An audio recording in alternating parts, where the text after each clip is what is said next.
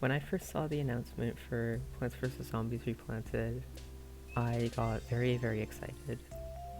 The idea that one of my favorite games ever is getting remade is very, very exciting for me. So I didn't want to make this video till after I thought it over, which I have, and this is fully unscripted. This is just me putting my thoughts out for how I feel about this game. And for context, I have beaten the DS version, DSiWare version, 360, PS3, and 100% of the PC version, and played mobile a lot. It's a game that I've put so much time in. It's like nearly as important to me as Skylanders, which, as you can see here, I have a small liking to. A bit of an interest there. So, because of this, I'm going to be kind of critical of it because I'm cautious. I don't know how to fully word this, but I'm just gonna put my full opinions out there and just see how I feel. So here is silly trans girls yapping about one of her favorite games. Please enjoy. So, I'm only starting with the concerns, which, first up, it's a pretty easy one, pretty well talked about. I'm assuming I haven't seen any videos about this yet. The price. It'll be 20 USD, which, a little much. I believe that's how much the game was originally in 2009. And I don't think it's completely unreasonable. They're adding new content and such, but when the Game of the Year edition is $5 on Steam, it's... I don't know. I'm not going to focus on it too much because it ultimately doesn't impact the quality of the game and like the content in it and the game itself. But it is definitely something to bring up. Another thing, there is the possibility of AI usage. I have seen people talking about, it's the one thing I know regarding the community consensus of the game so far, is that the PvZ Twitter has been, it's pretty easy to see that it's just using AI, and there's like multiple inconsistencies. Like I've seen this one thing with the Yeti. They have like a weird red thing on their hand showing that like that's not normal art that they would normally post. So just a bit of a concern that they may be using that even just as like HD upscaling and such. Next is there's the slight possibility that this is just a theory I've had. I'm not fully sure if this will happen or not, but there's a possibility that EA may pull down the Game of the Year edition from Steam to encourage people to buy this new version. And not only is that just really scummy to take a version of a game away like that, it would also mean stuff like modding would be more difficult because most mods are for that original version. So I'm just kind of worried about that. But those are just my main worries. I don't have a lot of concerns. I'm gonna try and mostly stay positive. I'm being optimistic.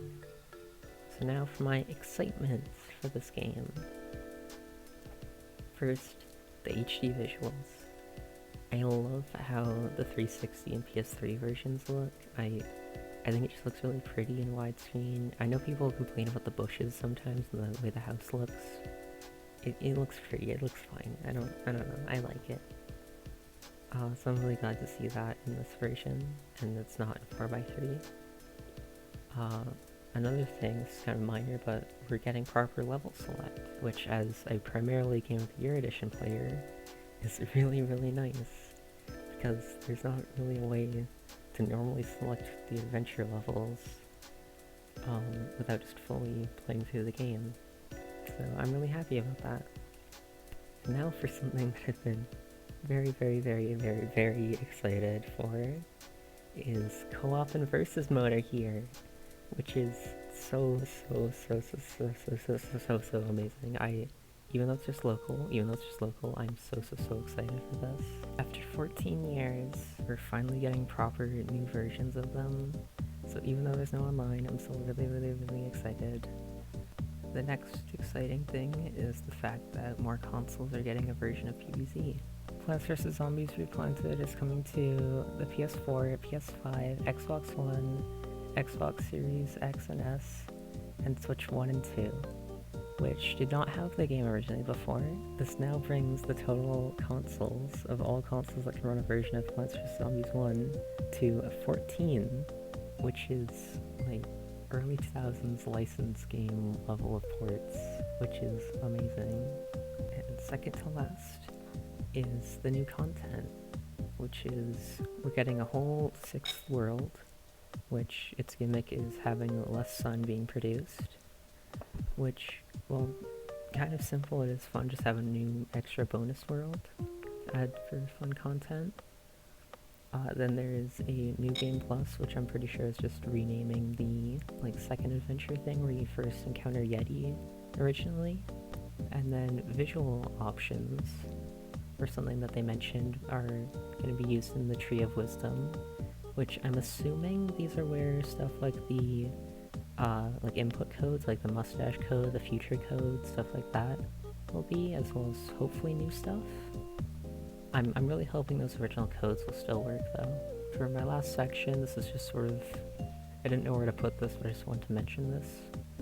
As a pre-order bonus, there is this skin for Pea Shooter, which it looks fine. It weirdly enough kind of reminds me of a while ago I made Game & Watch pixel art. That's meant to be like, what if Plants vs. Zombies was a Game & Watch game, but I did it with pixel art. But I honestly, it really bothers me that they did this instead of just using the DS art style. That would have been much more interesting. Overall, I'm excited for it. At worst, it's just another version to add to the long list of versions of the game, and more people can play it. At best, it's a way to play versus mode on PC. That's about all I have to say. Go play Plants vs. Zombies DLC mod, and bye.